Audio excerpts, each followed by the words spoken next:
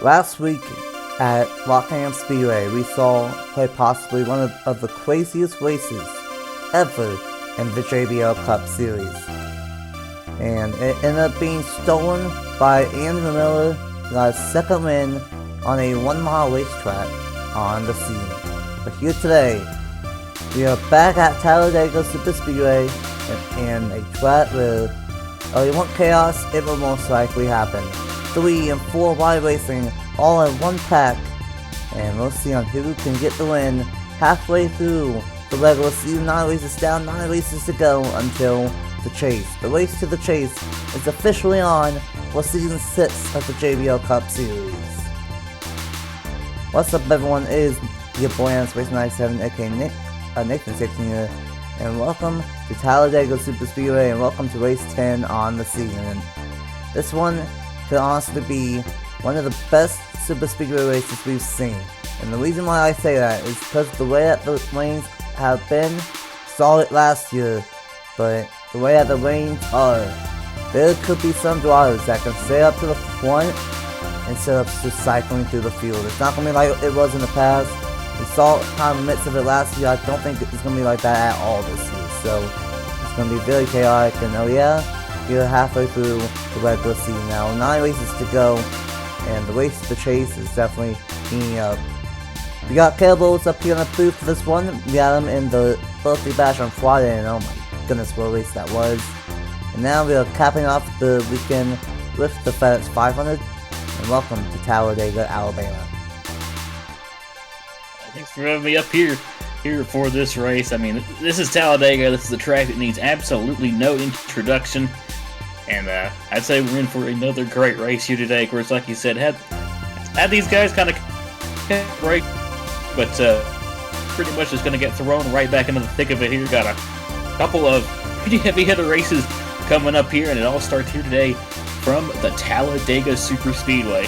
Probably going to be a game of survival here today. You know how Talladega usually is, and it's going to be a lot of fun to see. You're going to see a lot of great racing. Might see some chaos. We probably will. We'll just have to wait and see how it all goes down, though, here from the Talladega Superspeedway. Absolutely. This racetrack is always chaotic.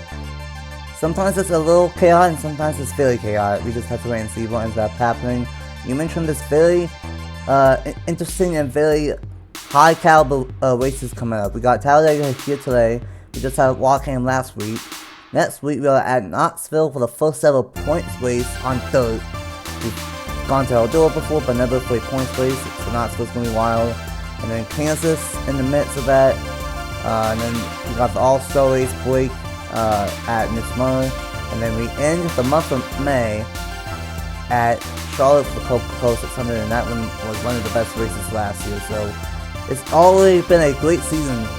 The first 9 races, 10 if you count the Clash, but it's going to get very fun at the end of April and throughout the month of May.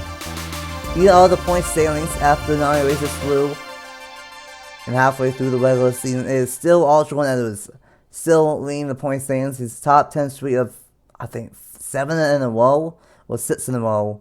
Actually, yeah, it was 7 in a row. It ended last week at Rockingham, but he still has the point lead over World Group 1 in second. Andrew Miller is now in third, minus 17. Stuart Grant is in fourth, minus 36.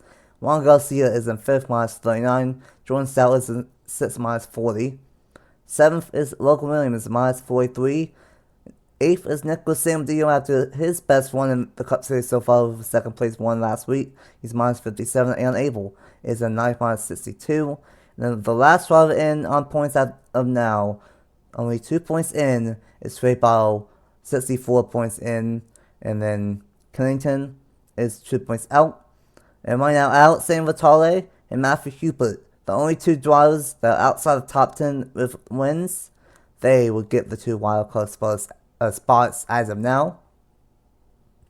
And with this being Talladega, and with the points being as close as it is, how do you think these drivers will react to it, knowing that for halfway through, the points are still very, very tight, and one big one could change for the whole season here today? Yeah, definitely. We know Talladega is definitely famous for shaking things up, and I definitely think we could see a lot of that here today, especially with the point situation. And the race for the chase being on for the most part. And yeah, this is a track that has a lot of opportunities, like I said, to provide some shakeup. So definitely could expect a lot of aggression here today, especially from some drivers that might need a bit of a points boost. Have to wait and see how it all plays out, though, here from Talladega. Great race, and it'll definitely be interesting to see who gets it done here today, and especially how these points will shake up here after today as we get into the halfway point here of the regular season. Absolutely, and this race could really shake up the points. The points are very tight, especially from, I want to say, 8th through like 28th. There's a massive gap where the points are still very tight. It's been a very competitive season, and like I say that, Still Lost Racing, they got a front row lockout, and all 4 cars are inside the top 8. We saw this at Daytona, but SHR were very, very fast. Falca in the 14 qualified second in the Daytona 500, and was one of the dominant cars all day until a dramatic end for the 14 team. And Stuart Haas looks like they brought that same engine package once again here today, as is Bruno Giacomo on the pole, and alongside him is Alexander Rowe. Role number 2 is Matthew Hubert and the Daytona 500 champion of Jordan Stout. Noah Clifton and the Darlington winner a couple of races ago of Alexander Vitale. Role number 4 is Kenneth Miller and Brian Varga. And then running out the top 10 is Duncan Ward and Bradley Ream in the number 22 machine. And this is going to be an absolute wild card race. Anyone can win. And that is a very important factor because 19 of these drivers, as of now, are not in the All-Star race. If one of those 19 that are not in currently wins, then they will be in. So this is a very important race, not only for the race to chase, but also for the All-Star race. And with that being said, let's get these 36 drivers rolling off here at Talladega, Alabama. And we're in store for a fun day of action here for the 3rd Talladega race this weekend. But this is the biggest one. Besides the Autos and Momentos 500 last night, this is the most legit race that everyone wants to win. The Talladega FedEx 500. And I'm going to leave it up to you, Caleb. This is like gambling with a deck of cards, 36 of them. But who do you think will win here today? Yeah, definitely. Like I like to say, picking at these super speedways is honestly kind of just like blindfolding yourself and throwing a dart at a dartboard, but you know, this track does have a lot of parity, but it also really benefits teams with really fast cars. And one thing that's definitely caught my eye here is Stewart Haas Racing. They've got a front row lockout, and they've got all 4 of their cars up here in the top 10. I definitely watch out for those cars here today. It looks like they brought some hot rods here to the Talladega Superspeedway. So I think I'm going to go with the number 41 there of Alexander Rowe, starting there on the outside pole. He's had a pretty solid season so far up to this point. He's got 3 top 10s on the year. And I guess they're looking pretty sporty so far here today from the Talladega Superspeedway. Got a long race ahead, but I think those cars will definitely benefit a little bit from that speed it looks like they've got under the hood. Oh yeah, we saw this at Daytona with the 14 especially. Still second in the 500 and led the majority of the race until a late race issue and costed them the win. So I am liking those odds for Stuart Haas Racing here today. But anyone has a shot. This is a race where the lanes don't really matter too often. It may be up towards the front, but anyone will have a shot. As long as you're in the lead pack, you have a shot at the win at Talladega. And like I said, this will really help maybe the chase hopes, but especially will guarantee the spot into All-Star race if you don't have one yet. Bruno Giacomo and Alexander Rowe will lead us to the green. Race number 10 of the season, the 2025 JBL Cup Series, is green flag racing. We are racing for the FedEx 500 at Talladega, Alabama.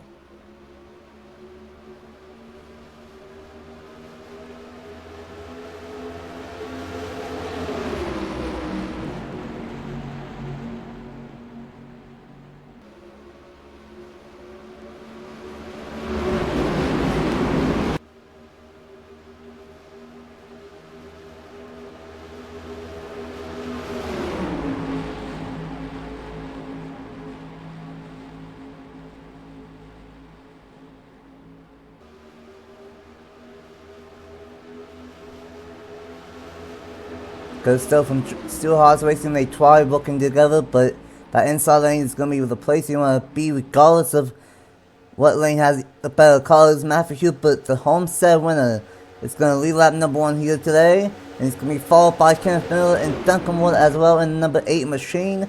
And this is going to be a fun race here today. Anyone's going to have a shot. And it's going to be interesting on who ends up getting the race win. And right now, so far, Andrew Miller and Stuart going to have 2 wins. And Hubert, if he wins here today, this will be his 2nd on the season. And here comes the number 4 of Kenneth Miller. And Travis Cramps is going to make it 4 wide in the back part of the field already. And there we go. There goes the FedEx machine. There goes Dylan Matthews, and we got a pretty decent sized one here early on. Oh my goodness. Honestly, not as bad as I thought. Not as bad as I thought. Hopefully these guys can race it back just fine. And just like the birthday bash, we're going to have a caution on lap number 2.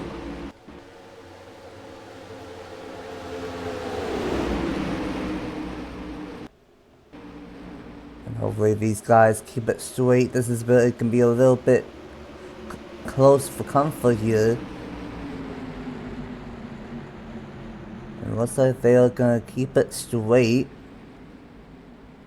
And that was all caused by Travis Crampton in the number 45. And, well, we mentioned that he's good at super speedways. Well, he took out maybe some of his competition. I don't think it's as big as we necessarily thought, though. Dylan Matthews got spun, but unfortunately, Unable was the one that got the shortest straw in that one. I think he's going to be done. At least multiple laps down. Other than that, I don't see a lot of damage for everyone else as the pace car's going to go through the field. But, very unfortunate start right there, Caleb, here in the FedEx 500. Definitely really aggressive here early on in the going, kind of just like how we saw in the birthday bash. And also just like that early caution, the birthday bash caused by a squeeze into the outside wall. And unfortunately, Dylan Matthews and a lot of other cars getting taken out in that one, which is a tough break for all of those guys. That's going to set them behind the 8 ball here in the early stages of this race. But like you said, luckily it doesn't look like a lot of them have too much damage, so we'll have to see how everyone's pace will be after this one. And oh no. Oh no, did he have a tire issue? He did have a tire issue. Don't worry about everything else. It's the very first thing. The 8 of Duncan Wood had a tire going out under this caution. He might have ran over a piece of debris. So that's unfortunate.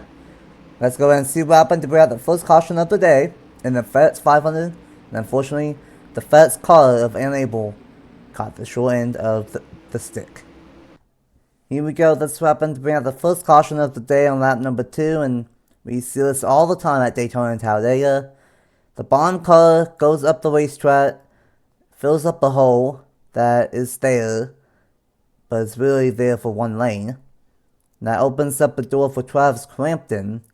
And honestly, I don't know if the 7 had a issue or not, because Crampton really wasn't to the inside, and there was still a big enough gap, and 7 just squeezed into the 6 and the 11. Nowhere to go for our point leader of Jordan Edwards in the number 9. The 34 is going to do a great wreck performance all the way to the apron. Well, I'm going to see a piece of it. And then the 51, maybe a little bit. And really, this wreck only involved 5 cars. The 6 turns to 7.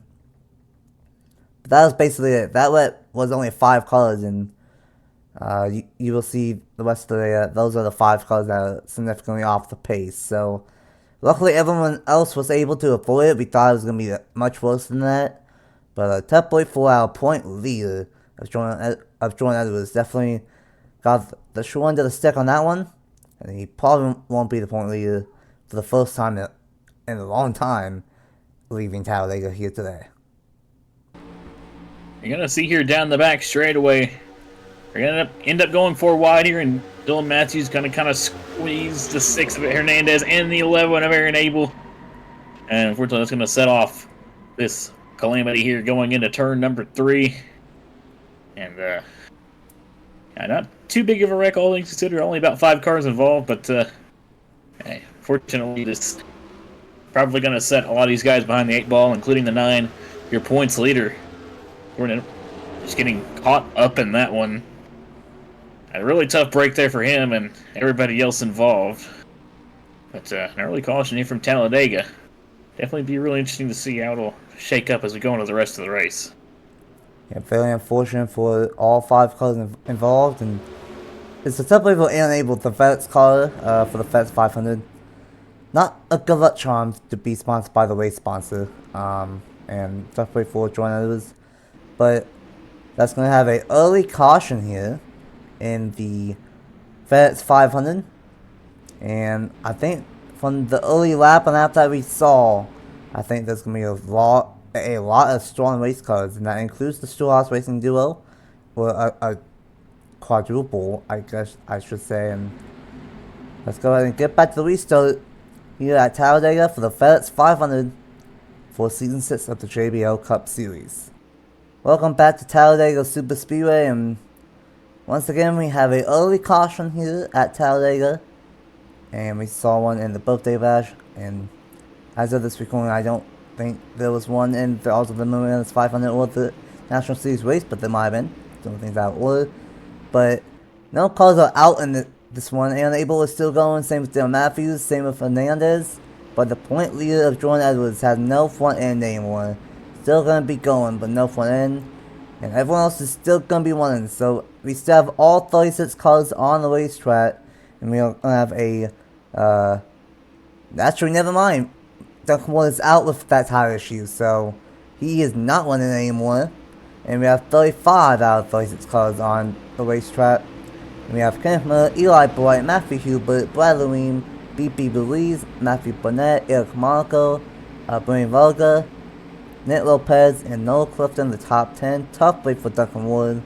He finally was starting to get some momentum, and that momentum is going to get halted here today. But it is Kenneth Miller bringing us back to the restart on lap number 4 and at line lap 5 at Talladega.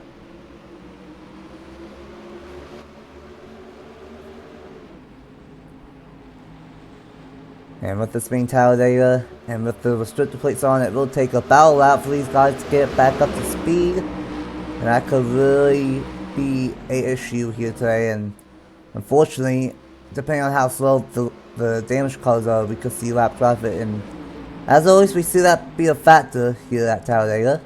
But how about Trackhouse? Both cars inside the top 10 at the moment. And here comes Eli Boy. He's not won yet. He probably could have, should have, would have won last week at Rockingham. Didn't get the job done. Still got his first top 10 on the season though, after a struggling year as a whole for Leximo Club, 22nd and 23rd respectively in the points standings. And Eli Boy is going to go for the race lead, and they're going to go full wide right behind him. Whoa!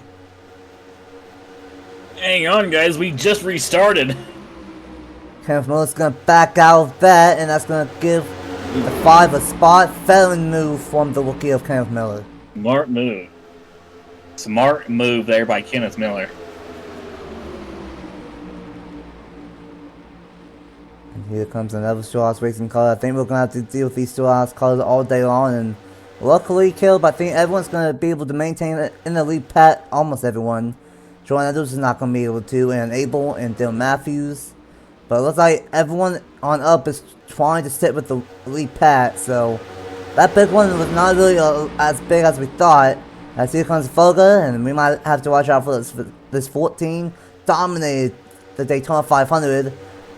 Before the 14 had a problem, and we might have a problem in the back here, as they are really teasing the patience here early on in the FedEx 500.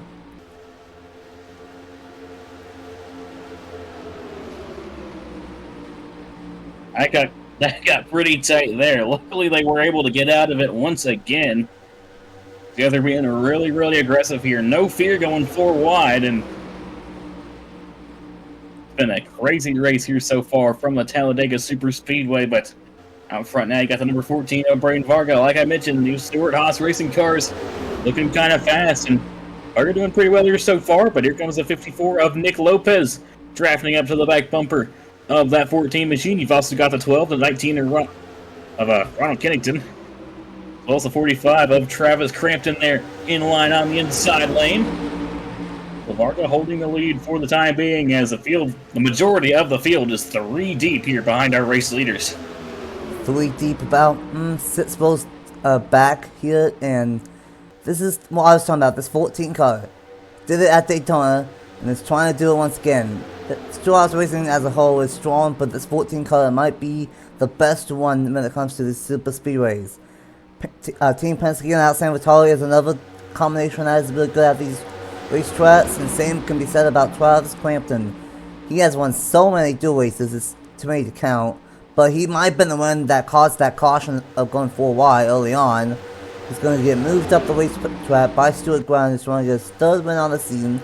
Almost got it last week at Rockingham, but was not quite able to, as he was 2 laps short of fuel.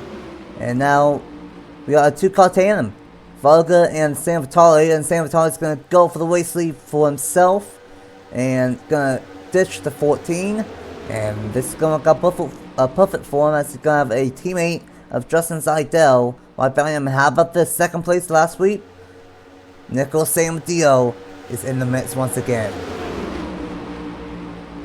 Samadillo's really starting to kind of get into the groove here of things here in the JBL Cup Series, and you know what Samadillo's like once he gets into this groove, and he's started towards the back, making his way up towards the front here at Talladega. Inside of 3 wide now as Justin Seidel is going to go to the race lead there in that number 2 machine for Penske. You've also got the 38 there lined up in the inside behind the 77.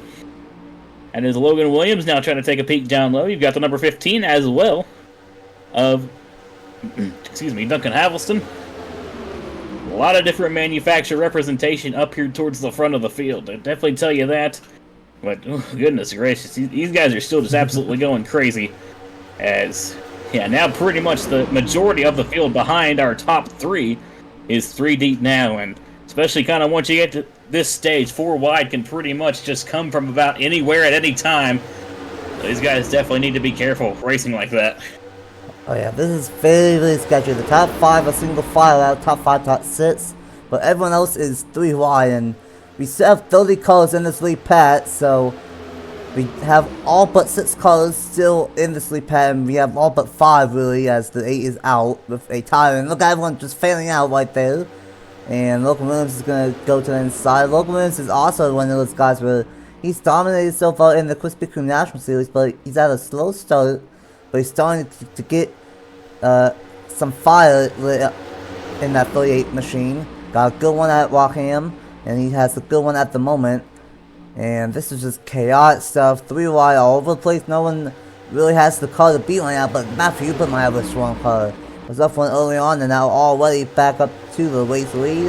Alexander Rowe, John Andrews, Zachary Fitzwater. How about this for Zachary Fitzwater? He's had a dismal start to his season, continuing the bad luck stretch, and it's been unfortunate to see for the driver there for Zachary Fitzwater. But he could easily win here today and get himself into the All-Star race, but same can be said for Alexander Rowe, outside Pulitzer, and Little Pitt to the race lead. Oh my goodness. By the 41 of Rowe, and oh boy, here we go. A staple here at the Talladega Superspeedway and Superspeedways in general here in NR. We got lap traffic, and that was close between the 9 of Jordan Edwards and the 41 of Alexander Rowe. The 9 almost chopped off the 41 there, but Rowe just barely managed to sneak to the inside, and this is where it's really going to get interesting, as this is pretty much going to split this whole front pack up. It's going to kind of just string out a little bit here as all these guys try to navigate around that 9 car, leaving us with a pretty small front pack there out towards the front. Probably only about, I don't know, about 7, 8? 7, 8 cars, yeah. Yeah, looks like 7. It's going to definitely get really interesting, and especially if this backpack can maybe get strung up a little bit, they can maybe catch back up, but I definitely got a lot of work to do, that's for sure. Yeah, this is the downside of getting an early wreck. Luckily, there might be only 1 or 2 slow cars on the racetrack, and really, it might be the 9 that's the slowest, because at least the 7 and the 11 are drafting up together. Oh no, the 16 is on pit road. Oh. And he had a brake failure. You don't need brakes at Talladega. Okay, well, tough way for Marco. He's on pit road. William to the inside of Alexander Lowe. And we only have 7 cars in the lead pack. But I've seen it before at Talladega. Even in a small pack, you can't have a wreck here. And a wreck can easily happen, especially if they go 3 wide like that. And I do think this second pack, and really the third pack, whenever they all form into one, that is when that lead pack of only 7 cars is going to be in trouble. There's a 3-second gap between 7th and 8th. We're going to keep an eye on that and see if that second pack, once they merge together with the second and third pack, if they are able to close in at all. Weem side by side with Alexander Lowe, but Alexander Lowe is strong all by himself, and he's able to basically hang on to the race lead at the moment, but now he's not going to have any drafting help as Matthew Hubert's going to get to the inside, and that's just the feature of Talladega. I said that it would be a fantastic race. It still could be, and that second pack, I can visually tell. I do think they are catching. There's enough cars where I do think they are catching, and yes, it was not by much. It was only a tenth and a half, but they are not organized yet. The sooner they get organized and the more they go single file, they might catch up, and this might not be over. Not by long shot. We still have plenty of time. Yeah, I think they probably spent that lap trying to get formed up and get everybody in line, and even still gained a little bit of time doing so. So now, since everybody's kind of gotten together, we could definitely start seeing that second pack chop in to this front pack's lead, especially if they keep battling like this. And we're single file there for a second, but then the 10 car jumped out of line, and everybody kind of went back to battling once again. And Bradley Ream there out towards the front. He's having to hold off 2 lanes, but oh boy. Everyone's kind of battling in that backpack too, and they lost a little bit of time that last time by going 3 wide like that. So if they do want to catch, they're going to have to lock in here and get single file, I would say. Oh, yeah. Or at least double file. At least double file, bare minimum, because that's what this lead pack is doing.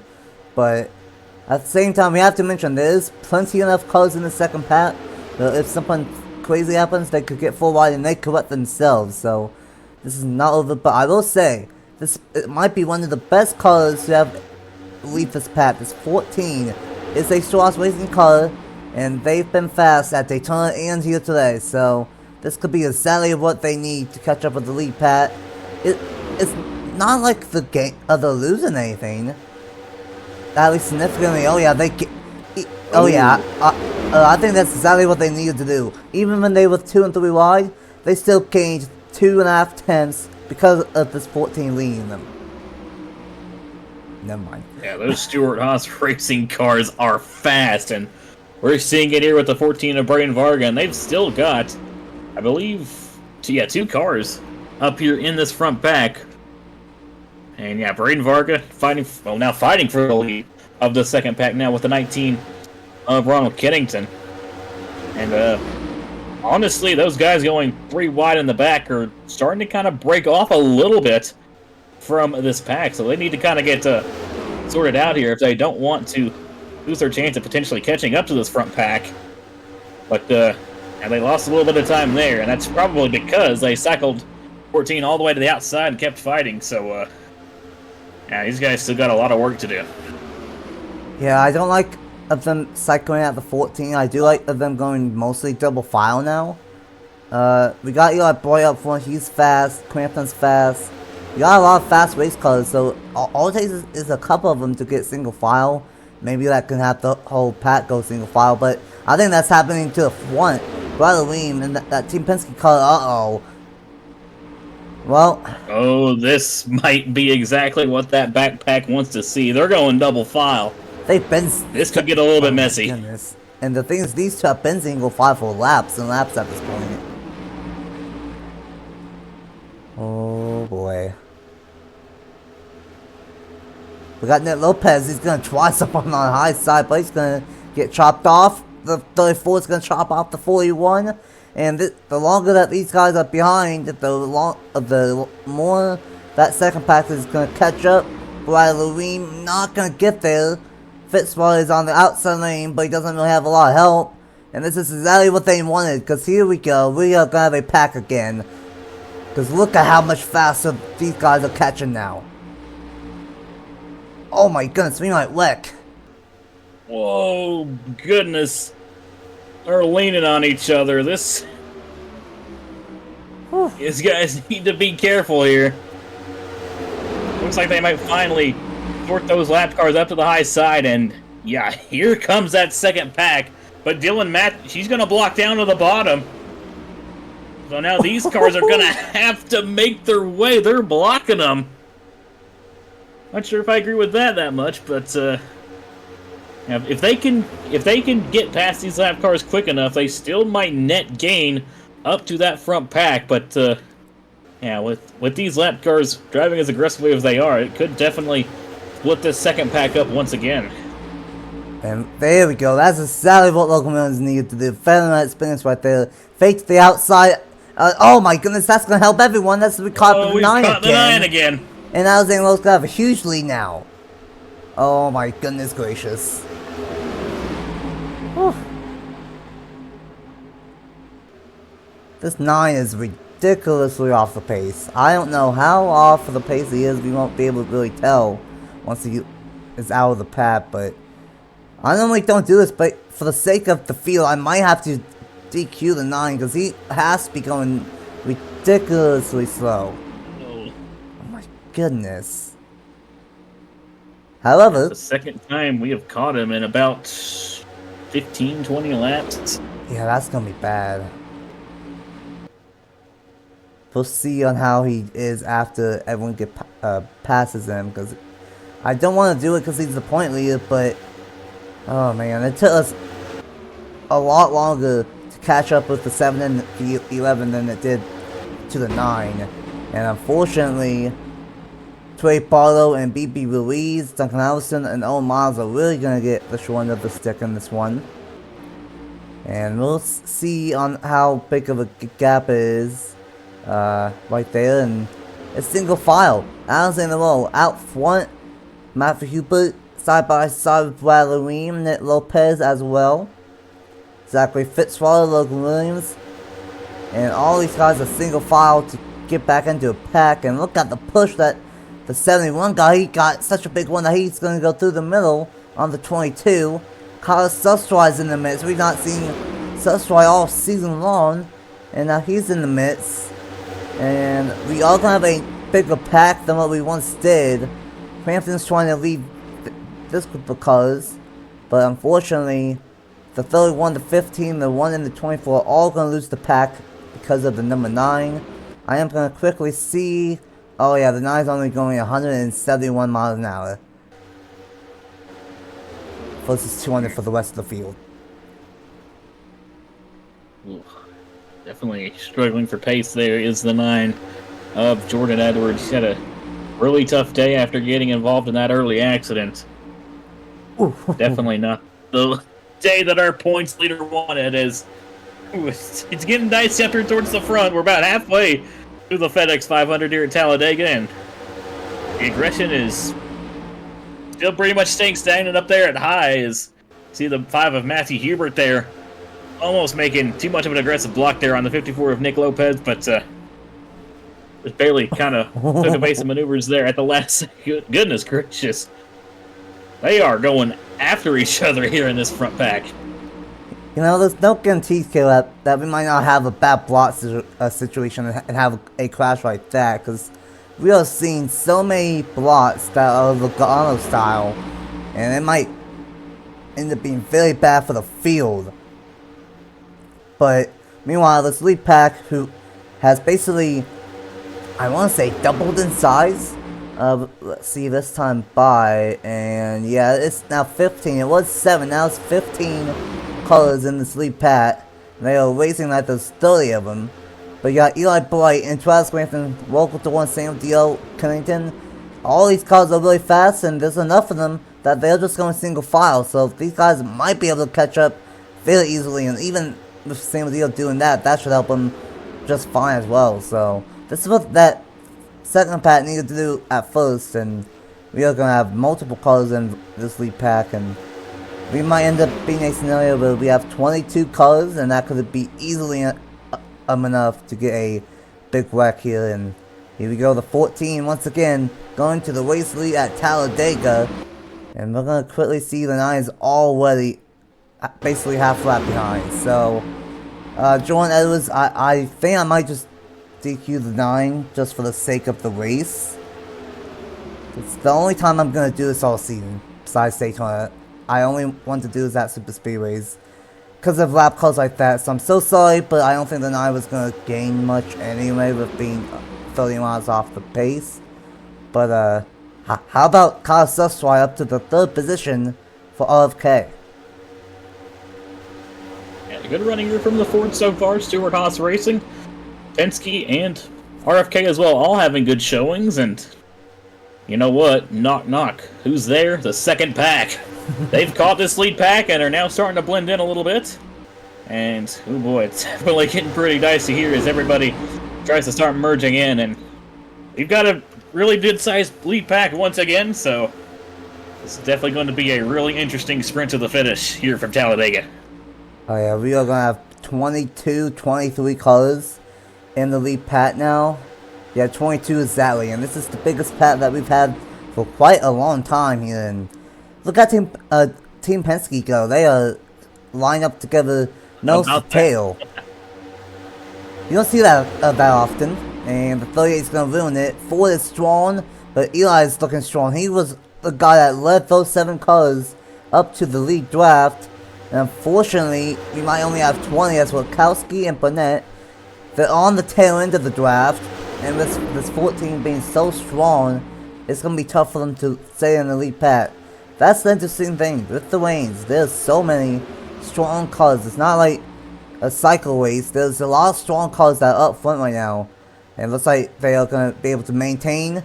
And here comes Alexander Vitale. He's trying to get his second win on the season here today on at Darlington, and he's going to go for the race lead. And Eli Boy, who led those 7 cars back up to the front pack, is now going for the race lead for himself. Behind Eli Bright, you've got the 41 of Alexander Rowe. He's led quite a bit so far here today, and he's looking to get back up to the race lead after kind of getting shuffled out there a couple of laps ago. But Eli Bright in the 42 going to go up to the race lead, and did a really good job there kind of managing that second pack as they were trying to close in, and looks like that's going to pay off. As not only are they going to just catch this first pack, Eli Bright is going to go to the lead here at Talladega here on lap 30. Yeah, Alexander Rowe right behind him in tow. He's going to take a peek down to the inside, going down the back straightaway. We know, I've said it many times, but we've seen that these Stewart Haas racing cars are fast. We just saw Brandon Varga hold the lead there for quite a little bit, and now it's Alexander Rowe's turn once again to take the lead here at Talladega. But for how long that's going to do an aggressive block on Nick Lopez. I mentioned a season ago, Nick Lopez got his first career JBL Cup Series win, and then followed it up at winning at Darlington. So he could do the same thing here today and get his 3rd points win at Talladega once again. Local to 1 and the number 3 won in a fairly chaotic race at Indianapolis in the birthday bash on Friday. He wants his 2nd win in the season and 2nd win on the weekend. Same deal, he wants some Rockingham revenge. And I will say, and you've been saying this always on, the Stewart cars are so strong. And the bad news for the field, Alexander Rowe's doing what the 14 did, and we have all 4 of them in the lead draft. We're catching up to the 16 of Eric Monaco, but he shouldn't be that off the pace, and it looks like he is pretty much up to speed. He did just have a brake failure issue with something, so he looks to be okay. And look at this, we are having a 5-car break right now here at Talladega. Definitely going to be interesting here is, Samadeo and the 4-car there, Kenneth Miller, going to try and take a peek to the inside. Nick Lopez going to block the 77 of Samadeo and try to take that run to the inside of the 41 of Alexander Rowe. Outside lane kind of spreading out here just a little bit. First car back from row is that 3 of Rebel. See if that 41 can hold on the outside. Sam Adio is going to go to the middle here, opening the door for that 4 car of Kenneth Miller. Miller looking to take the lead once again for Stewart-Haas Racing. Yeah, this is definitely going to be really interesting once we catch this 16 of Eric Monaco, because unlike the lap cars we've seen so far here today, that 16 I don't think is off the pace. Like you said, he just came down the pit lane and is now off of the lead draft to fix that brake issue that he had, which I guess it seems like they did get that resolved. So he should still be up to speed, he just doesn't have the draft. So we'll have to see how this pack maneuvers around him, and probably eventually we might see the 16 car of Monaco, or not Monaco, or yeah, Monaco, excuse me. Monaco, yep. I have to see if he just blends in here. He's going to block the 4 of Miller there. And it's going to definitely get interesting as Fitzwater, he's going to stay down low, and he's going to try and push the 16 car. Oh yeah, that 16 car is definitely not that bad off the pace. He has most of the pack, and now that's going to hurt the 4. Pay off for Fitzy. Oh yeah, that might pay off for Fitzy, that might pay off for everyone. The 16 is not that off the pace. And oh my goodness, this could be sketchy. He's going to go up to the outside. Hampton's going to try and get to the bottom. He's going to try and block Crampton. He's going to shut the door on Crampton, but he's going to say, nah, that's my position. I'm in second. We're not. We're a lap car. And now, up to 7 he goes, and because of that, Kenneth Miller has something that you don't see that often. He has a multi-car lead at Talladega. Quite sure that's what you want, though, but we know those cars are fast. But we'll have to see how quickly this pack is going to catch them, and oh yeah, it's looking like they're catching them pretty quickly. Definitely don't think it's helping with Braden Varga pushing Travis Crampton. And now Varga's going to try and peek down to the inside, and here comes the whole pack with the momentum on the 4 of Kenneth Miller. But he might hang on. He's going to come back down low and block his teammate there. I have to see if Varga can keep that momentum up. Zidell trying to go through the middle here between Crampton and the 12 of Alex Sanvitale. But now, up towards the front, we have a Stewart-Haas Racing tandem as our top 2. And we could cycle back to 2011 here real quick and might have a 2-car tandem. Things are getting aggressive. We are only just over 10 laps to go in the FedEx 500. We had 1 caution early on, been caution-free ever since, had a period of time where everyone was separated, but we still have 22 out of 36 cars with a chance at the race win. That is almost 3/4 of the field, I want to say, so a lot of people have a lot of shots at getting this race win, and a lot of them don't have a win yet this season. Justin Zidell is going to go through while he's not going to help Stewart-Haas. He's going to go for himself. That is smart. It's basically Stewart-Haas versus everybody in this pack. And it's going to be 11 laps to go. And who knows, the way that these guys are racing, we could see a full-wide melee as Trey Ball just got off pit road. And he had a tire go down as well. Oh boy. Talladega, like you said, it's pretty prone to mechanical failures, and we've seen a couple of cars go down with mechanical failures here in this race. And it looks like it just took another one there with Trey Bartos, so break there for him. But Justin Zidell there taking it 3 wide for the lead. He saw those 2 Stewart-Haas Racing cars, and I guess he wanted to cycle them out from the lead to, I guess, maybe give the rest of the field a chance. So Zidell's not going to go to the race lead, and he's pretty much getting tandem right now from the 42 of Eli Bright, but here comes that 22 of Bradley Ream, the 41 of Alexander Rowe. This has been such a fascinating race because they've not cycled a lot, but they have still cycled quite a bit. But for the most part, we usually see a lot of the same cars kind of just cycle out to that race lead. We've seen Justin Zidell, Eli Bright, Bradley Ream, Alexander Rowe, just all the Stewart-Haas Racing cars in general, kind of just take turns out in the race lead. We've seen a bunch of strong cars here today. And Eli Bright now in the 42, trying to go back down to the inside to take that race lead away. We got the Penske teammates up on the top side. And how about this 19 of Ronald Kennington? Haven't talked about him too much so far today. He's not really showing up towards the front. Same for the 99 of Noah Clifton. still got some cars that we haven't seen up front much making some noises here late in the going. It's been a lot of, basically, Stu Haas, Lexi Motor Club, Team Penske. It's been a lot of Toyotas and a lot of Fords, not a lot of Chevys that made a lot of news here today.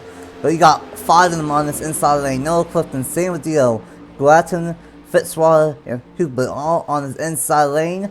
And they have a chance, but now, once again, the 41 is back out front for Stu Haas Racing, and we're going to catch up with a lap car that is going to be Anthony Hernandez catching up with him for the first time today.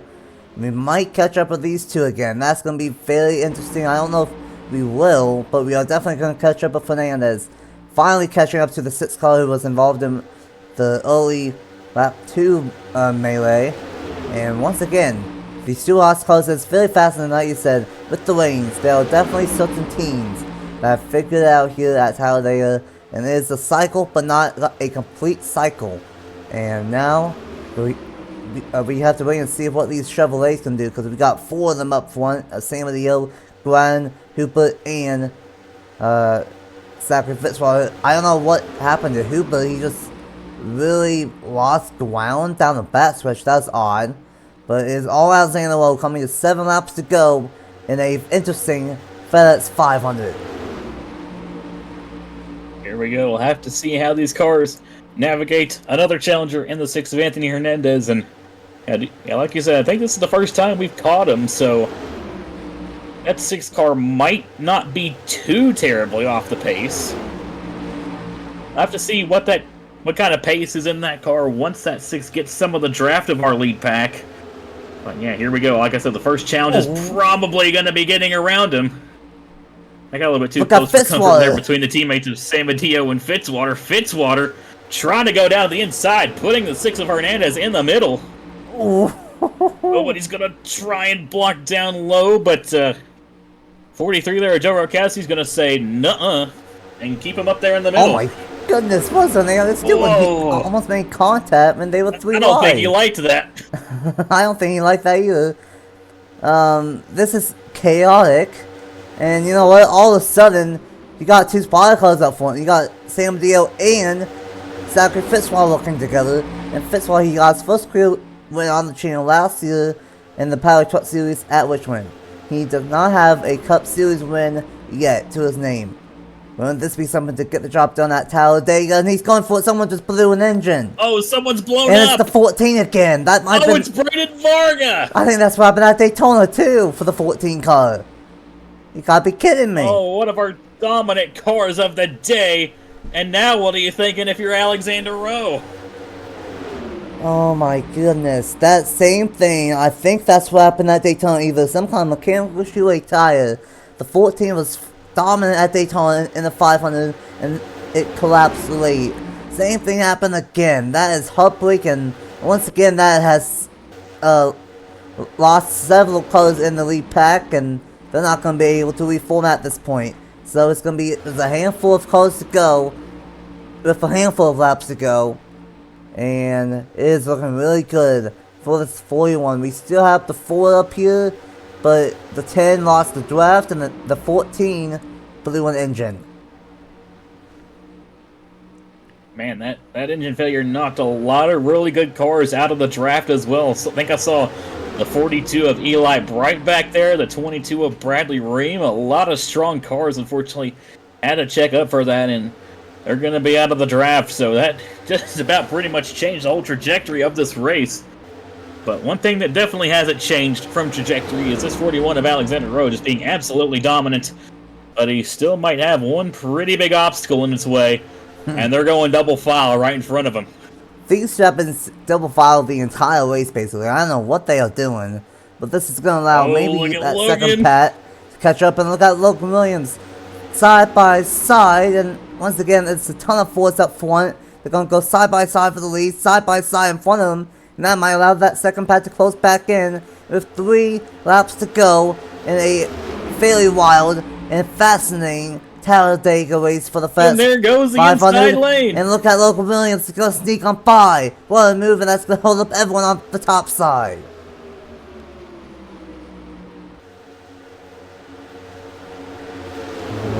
that's such a tough break for Alexander Rowe. If he can clear these lap cars quick enough, he might still have a shot, but right now it doesn't look like that's happening. We got 4 wide as they're trying to clear the 7 of Matthews. I got close there. Rowe is going to get back down to the bottom, but here we go up front. Here comes Justin Seidel with a push there from the 4 of Kenneth Miller. It is far from over this race as we're coming to 2 laps to go, and to the lead goes the 2 of Seidel. We've honestly kind of got some tandems up here towards the front. We got the 2 and the 4, the 38 and the 19. Here comes the 47 and 77. Oh, what a block. Whoa, that was a block and a half. What a block and a half from Seidel. I don't know on the top of my head, but we have a lot of drivers, I think, are still trying to race their way in to the All-Star race, and this is basically racing the way in. I know the rookies have to. I know the 4 does, and the 77. I know Alexander Rowe does. Kennington's currently not locked in. Hernandez is a lap down, and that answers my theory. Rowe pushing the 6. Oh my goodness, Alexander is just so fast. The 4 to the race lead. Sam Dio once again might have a shot at the race win 2 weeks in a row. Comes down to this. Coming to the white flag this time by. At 41 is really quick. He's shoving the 6 of Anthony Hernandez along. Now he takes a peek to the inside. Meanwhile, Kenneth Miller blocks Samadillo in the trial. Samadillo had one slip away from him last race at Rockingham. He doesn't want that to happen again. White flag is waving. 1 to go. And here comes the 41 of Alexander Rowe. I don't know where he was at one point, but he might have a shot, or he's just trying to help his teammate. Low. I don't know, side by side for a second, but he can't really get there. Sam Dio's trying to get clear on the number 41, but he's not going to get there. There'll be Stewart-Haas teammates battling for this race win. Stewart-Haas has been the dominant team all day long. He's got to run. He has a run. He's got to run. Is he going to take it? He is. He beats low. Here we go. Side by side, both of these two need a win to make it into the All-Star race. Whoa, side Miller. By side at it's gonna be line. Alexander Rowe. Gets it. Oh my and the goodness! pick is landed.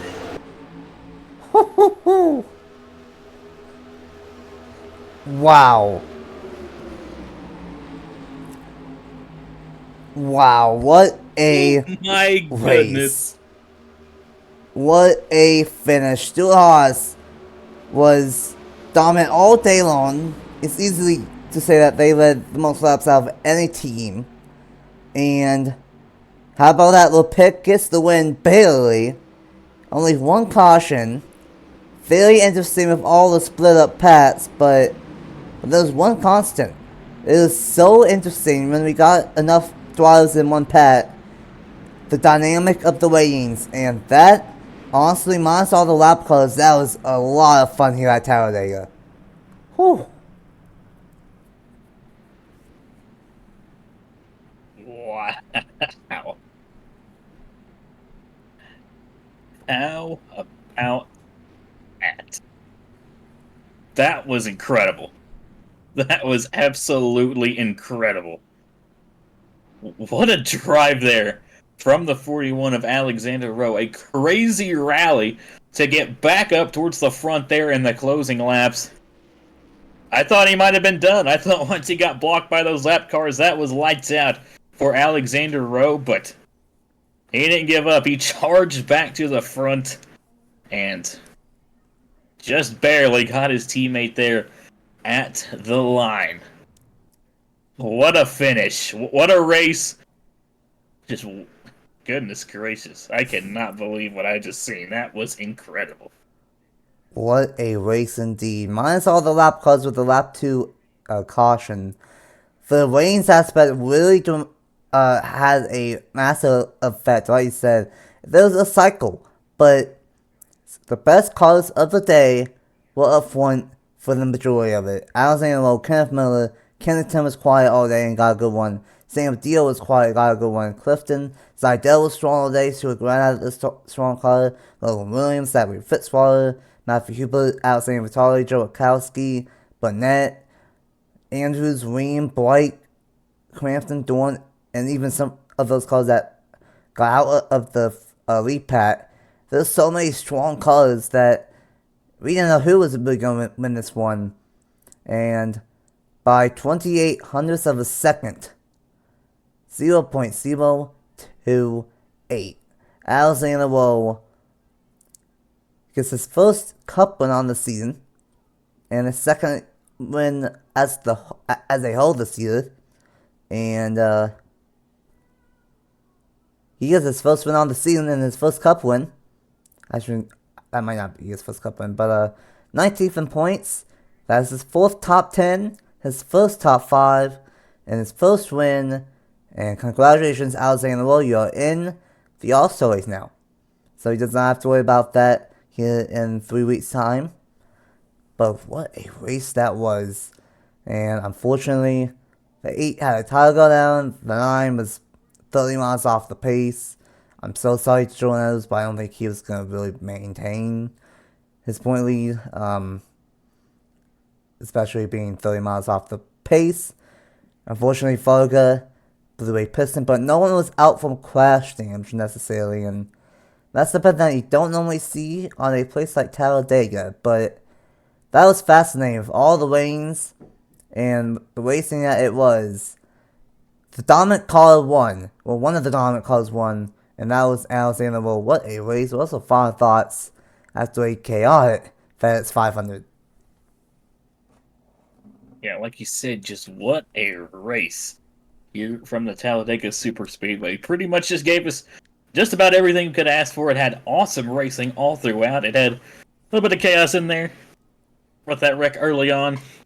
And, goodness gracious, that was just an absolutely spectacular finish to cap everything off. And yeah, it's just so fascinating to see all these races with the ratings in play, and definitely saw that out of Stewart Haas Racing there and Alexander Rowe.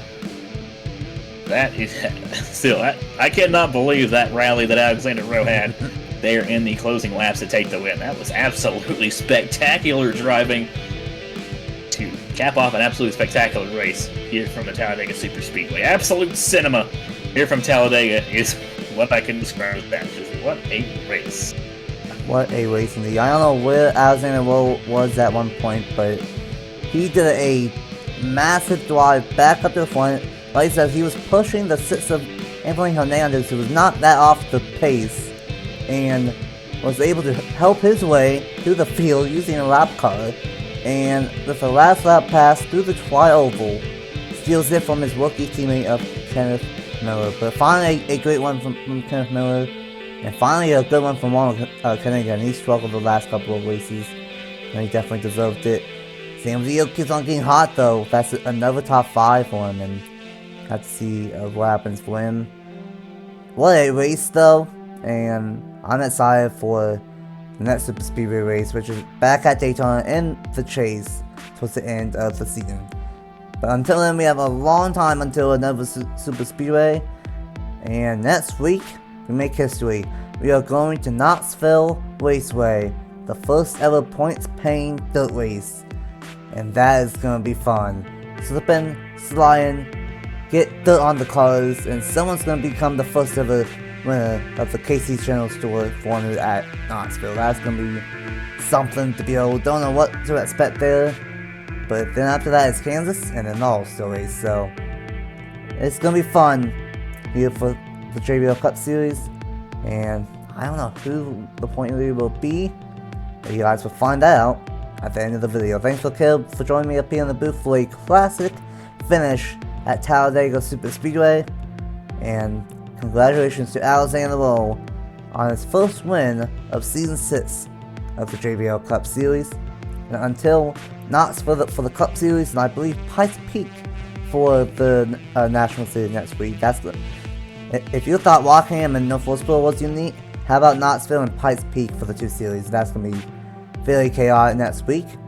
And for Caleb, I'm Nathan Stapleton, and we'll see you guys next weekend at Knoxville for the JBL Cup Series.